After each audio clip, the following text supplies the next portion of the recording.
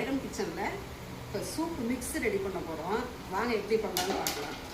இப்போ வந்து ஆஃப்லைன்லேயே நம்ம ஆர்டர் கொடுத்துட்ருக்கோங்க. இப்போ வந்து ஒரு 10 கிலோ மிக்ஸ் ரெடி பண்ண போகிறோம்.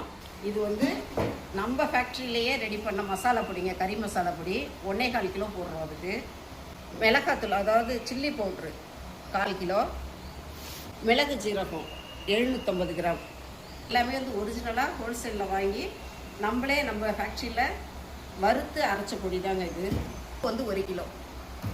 வாங்க மிக்ஸ் பண்ணுவோம்.